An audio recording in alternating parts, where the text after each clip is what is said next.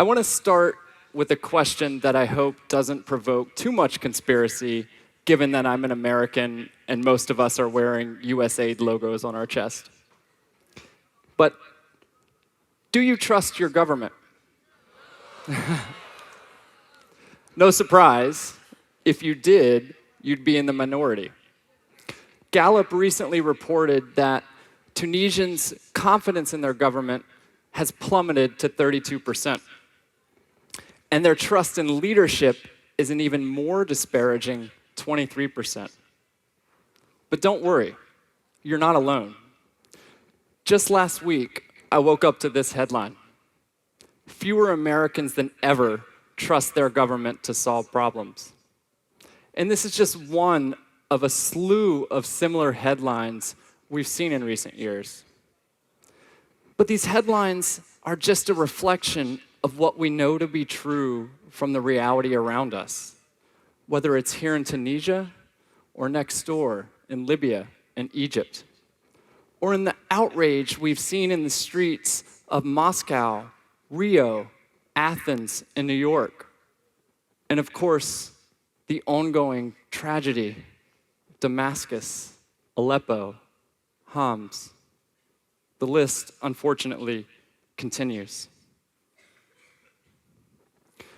We have a deficit in our trust in government because our governments are proving deficient in managing the trials of our time.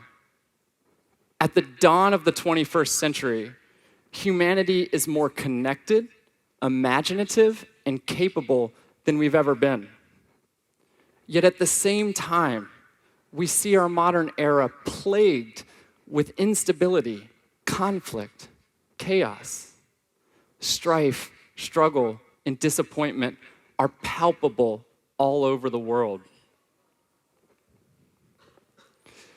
At the same time, these are just reflections of deeper tensions tearing at the fabric of our global society.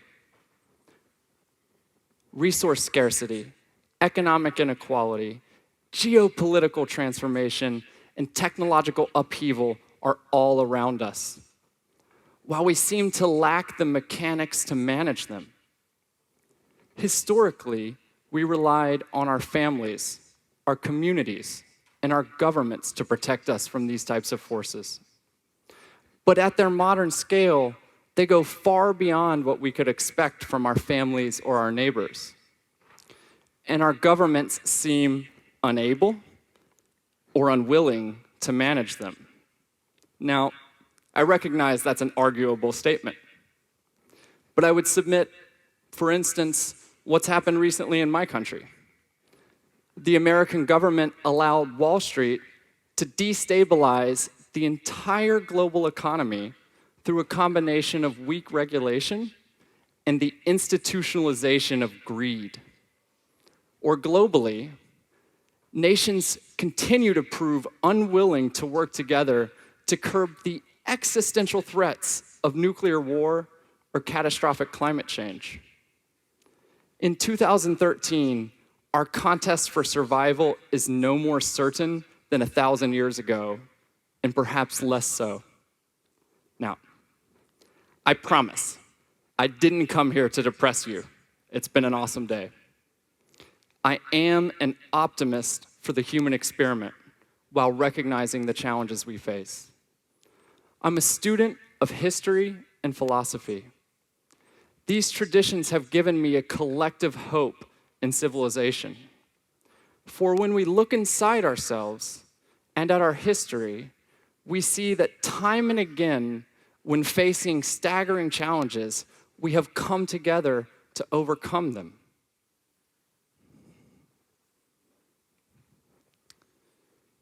It's good to remember where I'm going next.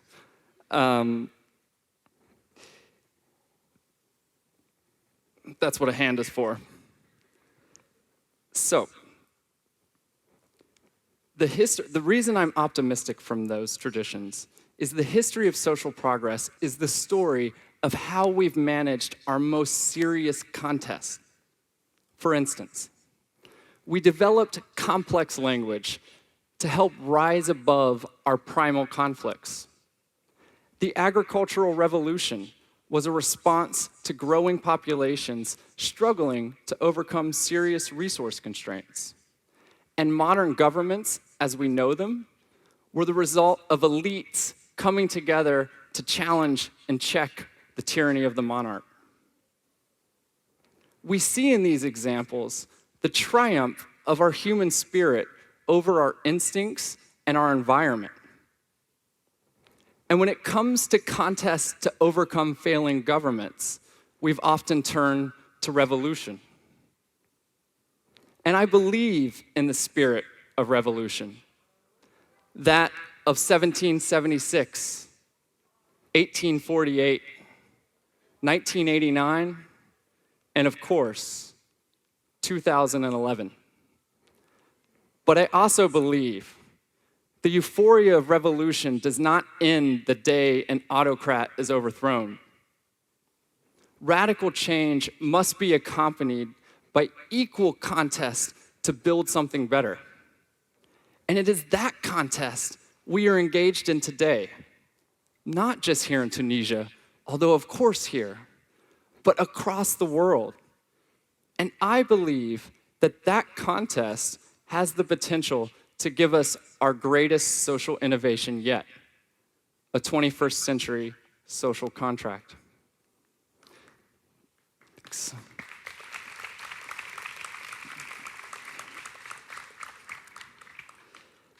The Oxford English Dictionary defines a social contract as an informal agreement of members in a society to collaborate for social benefit. In other words, I, a member of the public, accept a governing authority in return for services I want, whether it's healthcare, safety, education, or infrastructure. As the foundation for all governing legitimacy, a social contract must be inclusive by definition. In absence of sufficient buy-in for the powers that be, there is no social contract. There is no legitimacy. When governments lose their legitimacy, they fail us. At best, they fail to meet our needs. At worst, they abuse us and constrain the progress of civilization. The crisis of legitimacy afflicting governments worldwide suggests to me that the social contract is ripe for renegotiation. I see in that contest enormous potential, and it's no surprise that we need it. The governing models that we have today evolved in an altogether different era. An era when information was scarce, costly, and hard to use. One where political contests could be managed around the interests of an elite few, and where geographic boundaries and physical proximity were immovable constraints on human interaction. It doesn't take a crowd like this very long to reflect that those operating principles from which our governments come are no longer relevant. When today our political contests are defined by an extraordinarily increased in diversity of actors. Information is now abundant, cheap, and easy to use. And geographic boundaries and physical proximity are increasingly irrelevant to how we exchange. The result is a social contract that is inadequate. Our world has changed and our governing institutions have not. And we see the impact in the chaos, in the conflict, in the instability around us. Some view that and see the breakdown of civilization. I see it as the clarion call for us to create the 21st century social contract, to revitalize the way that we govern. The question is, what does that look like? Well, I think a new social contract must be radically more inclusive. Yes, in the last several centuries, we've been successful in becoming incrementally more inclusive. we slowly overcame slavery, we're increasingly empowering women, and our societies are embracing more and more diverse beliefs. But that is not nearly enough. Billions of people around the world are still excluded from economic opportunity, forced to fear for their safety, and ignored in the halls of power. So, if we're going to meaningfully address a 21st social contract, we have to acknowledge the failures of our existing one and address them. Doing that will mean much more than simply using new tools like SMS crowdsourcing or open data portals releasing information of limited public utility. Those types of advances in our capability are only meaningful when they're used to create real opportunities for engagement between the public and governments. I expect most of the people in this room would agree. But what does that look like, and what is the path there, is a fair question. I don't pretend to stand here with a pocket full of solutions to the foundational problems of governance. Anyone who told you they have those would be a liar and a charlatan. But I've been lucky in my work to collaborate with governments, civil society, and the international community in contexts as diverse as the US, Pakistan, Nigeria, and here in Tunisia. And in that work, I've come across some lessons that I hope might be useful in seeding further conversation about how we work together towards the future that we want. So, thanks. Thank you. Thank you for allowing me the opportunity to drink water. The first of these is the idea that we must embrace the contest of our time. Again, the history of social progress is the story of how we've managed our most challenging conflicts. And the age ahead of us is only likely to see greater contestation than ever before. Yet so much of our policies and our discourse is based on the premise that contests are negative and should be avoided. But in reality, contests are not intrinsically negative in either their process or their outcomes.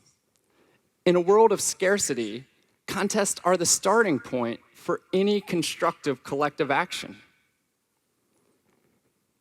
Within a contest, diverse actors have both the incentive and priority to work towards a collective solution.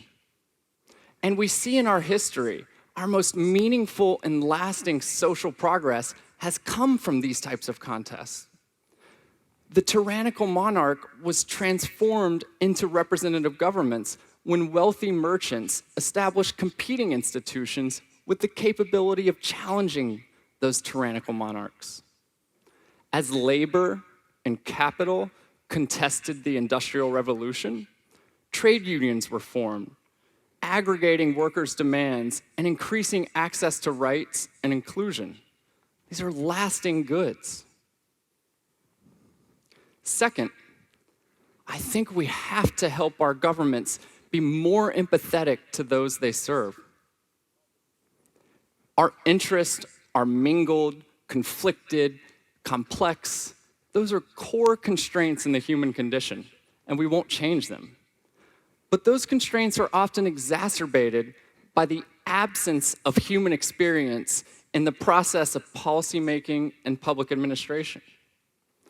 A government official sitting in a capital city, hundreds or thousands of kilometers from those they're responsible to, understandably has a hard time grasping the nuanced experience of their citizens. This leads to gaps in empathy and accountability. We must build forms of government that create a more tangible connection to the places and people they serve. This will increase accountability and improve service delivery. And finally, I've learned that we must have a whole-scale reorientation towards embracing failure as a part of governance. The vast majority of human creation and ingenuity has been the result of new approaches in response to previous failures at problem solving. It's clear, failure is an inevitable and necessary step in the path towards human progress. Yet so many of our governments and our institutions of authority seem allergic to this notion. In matters of life and death, this conservative perspective is understandable. But unfortunately, it leads to myopia and hubris. We so often hear from our leaders, failure is not an option. But of course, failure is always an option, and often the case. We are very far from utopia. By discouraging the embrace of failure, we lose the ability to understand why something didn't work, and therefore adapt and try to do it better the next time. But it would be equally short-sighted to place the burden for this type of change on governments alone. It will require a shift in the way we as civil society and activists think as well. Our instincts are to scrutinize, criticize, and challenge those in authority, which is understandable given that we're often excluded from the exercise of power. But it is also self-defeating. For if we assault our governments every time they fail us, they will remain conservative and fearful of including us in decision-making.